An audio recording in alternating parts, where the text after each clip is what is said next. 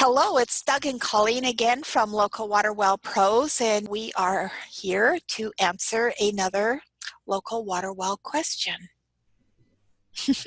Okay, this question's for you, Colleen. Uh-huh. Okay. On almost a daily basis, sometimes a couple of times a day, especially with this hot real estate market, we get this question. I'm looking at buying a piece of property and we want to know how much it costs to drill. Right. This is definitely your expertise. You're Yes, I you've am. done this a lot, so. Queen of real estate and water wells, aren't I? Right. 30 years of it, and my background is real estate for quite a number of years, and done a lot of consulting on real estate and water wells. Yes, we do get a lot of people that call in, and they want to know what they are going to do about a property that they want to put an offer on, and the process for purchasing property without a water well. Most of the, if not all of the new subdivisions nowadays would be a requirement. Most of the subdivisions wouldn't allow final approval without potable water being part of that, that whole package. You're not going to purchase many lots anymore. 2.5 acres is typically the minimum of most areas, because if you're going to need septic and water well, and by the time you put a home on there, you need that 2.5 acres. Most of the time, the developers are going to be required to have a well put in. We do a lot of that where we've got developments and we're drilling 20, 30, 40 water wells at a time, depending on how large the development is. So in a case like that, basically you want to have the well log, you want to have the whole situation kind of assessed, have somebody take a look at the well log, because it might be a really super low yielding well. One thing I can tell you about developers, and I know quite a bit about developers, is most of the time they want you to drill until you hit water. And the second you hit water, they don't want you to drill anymore, because drilling costs money. Yeah. I'll maybe get you to shine a light on that a little bit. How do you feel about that, Doug? You need to drill until you have enough water to meet the customer's needs, and budget, of course. So if, say, we get 3 gallons a minute, which is, which in some areas people are very happy with, but down here that's kind of a marginal well for a home. They would need storage, okay? So if this is an overburden well, we will continue until we have enough water, okay? But if the contractors are, they're not thinking long-term, right? They're thinking, we've built the home. Let's say it's got a well that was just drilled, good enough, cut them loose. But a lot of times that's not in your best interest, right? Right. And especially if water tables drop a little bit. That's right. Then we're back drilling more. Yeah, it's just like when we're into situations like that, I like to kind of drill a little deeper into that aquifer, so that if the water tables do drop, and we do see that happen often. I mean, we get a lot of calls about that in the summertime. Got to go in and drill deeper, or just start again and put a whole new well in. Back to the question, but if you're purchasing a property that it's old subdivision or whatever the case may be, and there's a lot of them out there. People are purchasing raw land without a water well, so there's no water at all. I've seen far too many times over the years where people have purchased property thinking that everything would be okay because the real estate agent said, well, the neighbors got this, or, whatever the story is, it'll be fine. You shouldn't have any trouble getting water. Or they'll phone a driller and the driller says, oh yeah, no problem, you'll get water. Well, sometimes I've seen people have to drill 2 or 3 times before they have been able to get water. First of all, they don't drill where the water is, so they keep coming up dry, or whatever the case may be, there's no water. And that can be really devastating. So when you think you're getting a good deal on a property, but you end up, chewing up $30,000, $40,000, $50,000 trying to get water, all of a sudden it becomes really stressful, and it's not a very good deal anymore. If you get a little bit of water and it's not enough water to meet your needs, and you're having to put in water storage and reservoirs and all of that kind of thing, or the quality's not very good, all of a sudden you've put yourself in a situation where you own a property, you have a home, and maybe you're not selling the property right now because you just built it, but maybe in 5 years your situation changes and you want to put that property on the market. Well, people are doing a lot more assessments on these properties.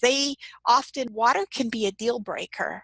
Sure. And look at what happens if there is no water on that property. You've got a record of 3 drilled wells on your property that what we call are dusters. There's no water. Yeah. What's your property worth now? Yeah, well, that's like those arsenic wells over on Salt Spring Island. That entire development, they had to have an environmental appraiser come in on that. They were pretty disappointed, those appraisals did not come in very well. My recommendation is this, and I know it gets a little difficult depending on the market, because if there's 4 or 5 people trying to put an offer on a property and you're one of them, I know that there can be a lot of pressure put on a purchaser at the time of making an offer. And you may hear something like, if you add a bunch of subjects to the offer, then the vendor may not accept the offer because, they're going to look at price, but they're also going to look at, what's the quickest deal for them. So if there's a bunch of subjects that a vendor has to look at, they're going to maybe lean towards an offer that doesn't have all those subjects. Is that really going to matter to you? If you end up winning the offer, you get the property, and then you have a big problem with water. I mean, you may or may not have that problem. I don't know. And then after you own that property, you go, oh, well, I guess we're going to drill a well now. And you end up having all kinds of problems, not getting water, or not enough water, a couple of dry holes, and you're going, well, how much more drilling do we want to do before we call it quits?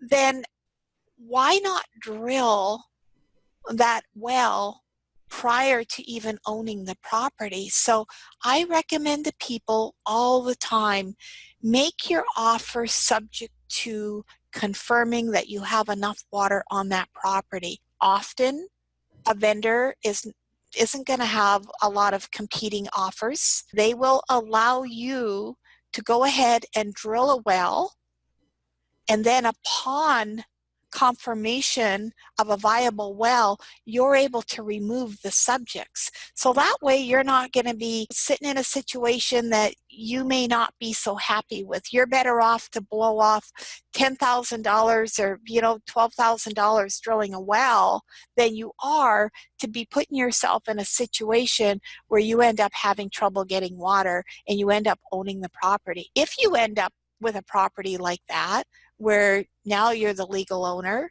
you don't have anybody to go back on if you end up with no water, okay? You don't have that option to sue. That just isn't going to happen because you've taken the onus on yourself. So that's what I usually recommend for people, Doug, is that they put the well in ahead of time. And if you kind of feel like, well, you know what, we don't have time to do that, we are not going to be allowed the luxury of drilling ahead of time, or we don't want to do it, then at least get hold of somebody like ourselves, and we can do a little bit of an assessment in the area, and we can figure out what are the chances of you getting water, what are the, what's going on in the area. We will have a fairly good idea whether you're getting yourself into a situation that may be of a little bit of concern. And I know I dealt with that last summer, Doug. There was a fellow on Vancouver Island, $1 million property. By the time he realized he had a problem, he was pretty stressed out, and he called me.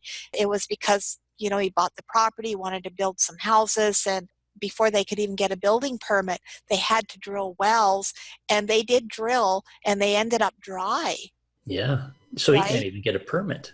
No, he couldn't get a permit. He couldn't do anything. He had to get water. It wasn't a 2.5 acre property. It was smaller. By the time he wanted to build a larger home, he was pretty stressed out about that. And, we were able to turn that situation around. He needed 2 wells on that property, believe it or not, because he was able to build 2 homes, and that's what he wanted to do. There's a lot involved in purchasing real estate without a water well, and you've got septic as well.